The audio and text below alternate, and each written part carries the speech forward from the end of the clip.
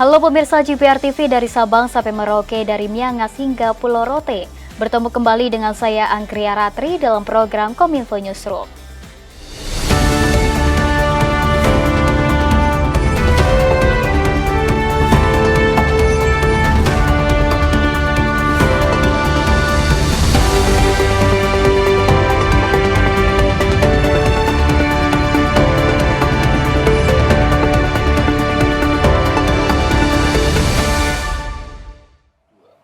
Pemirsa, Presiden Joko Widodo meresmikan revitalisasi terminal bus antar kota antar provinsi di Samarinda, Kalimantan Timur.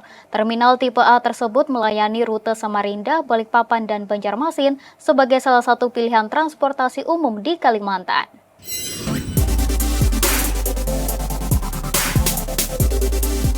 Dalam rangkaian kunjungan kerja ke Kalimantan Timur, Presiden Joko Widodo meresmikan terminal bus antar kota antar provinsi tipe A di Samarinda Seberang. Kegiatan ini menjadi agenda utama pada hari pertama kunjungannya ke wilayah yang dikenal sebagai Benua Etam. Sebelumnya terminal tersebut direvitalisasi sejak 2020 lalu dan mulai beroperasi tahun 2023. Terminal Samarinda Seberang merupakan terminal tipe A yang dibangun di atas lahan seluas 6.682 meter persegi yang melayani rute antar kota antar provinsi tujuan Samarinda hingga Banjarmasin, Kalimantan Selatan. Perbaikan terminal ini menelan anggaran pendapatan dan belanja negara sebesar 49 miliar rupiah.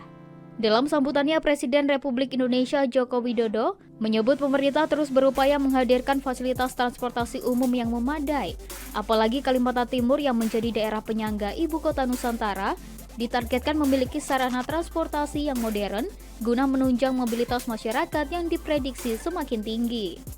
Di mana-mana terminal itu masih kumuh, kotor, tidak tertata, banyak premanya, itu udah di mana-mana. Oleh sebab itu harus dibalik sekarang. Saya lihat, saya senang, terminalnya bersih, terminalnya rapi, tertata, dan kita harapkan ini akan mendorong masyarakat untuk berbondong-bondong mulai menggunakan transportasi umum. Menteri Perhubungan Budi Karya Sumadi yang ikut mendampingi peresmian terminal tersebut menambahkan, keberadaan terminal tipe A Samarinda Seberang juga sebagai pendukung pengembangan transportasi darat antar kota dan daerah penyangga IKN. Penyangga daripada IKN yang paling besar adalah dari Balikpapan dan Samarinda. Nah, hari ini kita perbaiki supaya konektivitas antara Samarinda ke IKN itu menjadi baik. Tapi di sisi lain, ini adalah satu upaya pemerintah memberikan motivasi dan tanda petik kepada Pemda agar Pemda concern tentang angkutan massal.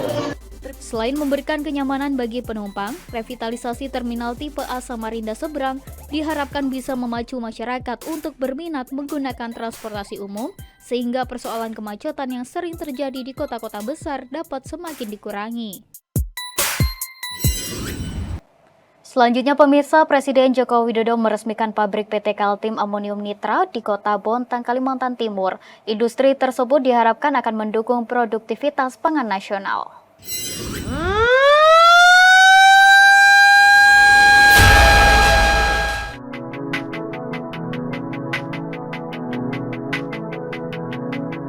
Presiden Joko Widodo meresmikan pabrik amonium nitrat BUMN pertama di Kabupaten Bontang, Kalimantan Timur. Kehadiran PT Kaltim Amonium Nitrat di Bontang tersebut diharapkan dapat mendukung produksi pangan nasional. Menurut Presiden, pembangunan pabrik amonium nitrat di dalam negeri sangat penting karena Indonesia masih mengimpor 21% bahan baku pupuk. Dengan beroperasinya pabrik tersebut, Indonesia berpotensi mengurangi impor amonium nitrat hingga 8%.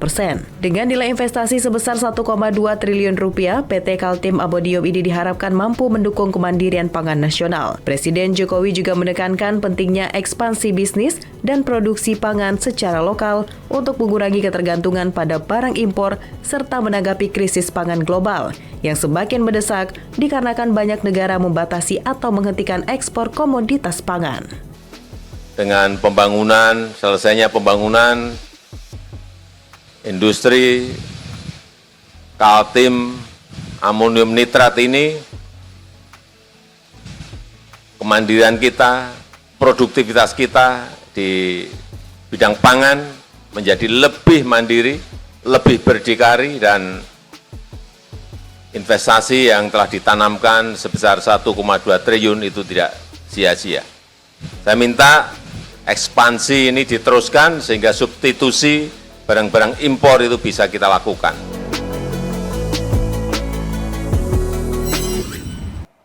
Wakil Presiden Ma'ruf Amin meninjau proses penyembelihan hewan sapi bersertifikasi halal di perusahaan ekspor daging Taylor Preston Selandia Baru. Peninjauan tersebut dalam rangka memastikan produk daging yang diekspor ke Indonesia telah memenuhi standar penilaian sertifikasi halal secara global dan nasional.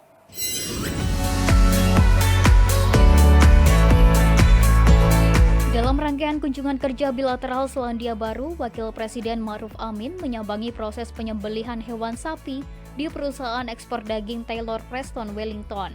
Melalui video yang diunggah Sekretariat Wakil Presiden, Wapres Ma'ruf berkeliling dan menyaksikan langsung proses pemotongan hewan di tempat tersebut. Wapres menilai kendati proses halal dalam penyembelihan sapi di Selandia Baru sudah dipastikan, pihaknya menegaskan bahwa Indonesia tetap berupaya agar pemenuhan komoditas daging dapat dipenuhi dari dalam negeri, tidak semata mengandalkan impor dari negara lain. Saya kira kita masih dalam proses perencanaan kan, perencanaan untuk pengembangan sapi itu. Ada di Kalimantan, ada di NTT. Ya, kita harapkan bahwa ke depan ya kita mengurangi impor daging sapi dan daging domba. Kita kan punya juga wilayah-wilayah yang cukup besar ya, di Sulawesi itu ada, di Kalimantan itu ada, di NTT juga ada padang-padang rumput yang luas itu. Ya. Saya kira kita ingin swasembada lah. Menteri Koordinator Bidang Perekonomian Airlangga Hartarto berharap Indonesia dapat menjadi negara anggota Organization for Economic Cooperation and Development dalam 2 hingga 3 tahun ke depan. Dengan menjadi negara anggota Organisasi Kerjasama dan Pembangunan Ekonomi, diharapkan dapat menarik masuk lebih banyak investasi. Kerjasama internasional menjadi salah satu sektor penting dalam memberikan peta jalan komprehensif guna mendorong terwujudnya transisi dan transformasi ekonomi menuju visi Indonesia Emas 2045. Sebagai upaya jangka menengah, Indonesia kembali menambahkan prioritas ekonomi internasional dengan menyampaikan intensi untuk bergabung dalam keanggotaan Organization for Economic Cooperation and Development atau OECD. Dalam diskusi aksesi Indonesia bersama dengan Kepala Perwakilan Negara anggota OECD di Jakarta, Menteri Koordinator Bidang Perekonomian Airlangga Hartarto berharap kelanjutan dukungan dari 38 negara anggota Organisasi Kerjasama dan Pembangunan Ekonomi setelah disetujuinya tahap aksesi sejak tanggal 20 Februari 2024. Dengan adanya proses aksesi Indonesia, diharapkan mampu mendukung reformasi struktural yang berkelanjutan di Indonesia, serta mendukung penyempurnaan kebijakan dan regulasi sesuai referensi yang unggul. Keanggotaan Indonesia di dalam OECD ini sangat diperlukan, dan dengan menjadi anggota OECD ini, kebijakan regulasi dan berbagai kebijakan yang dilakukan di Indonesia ini akan setara par level dengan 38 negara, yang tentunya akan menjadi kemudahan bagi negara-negara tersebut untuk melakukan investasi, melakukan perdagangan karena mempunyai komitmen dan standar best practice yang sama. Pemirsa, sejumlah informasi akan kami hadirkan setelah jeda pariwara berikut ini, tetaplah bersama kami.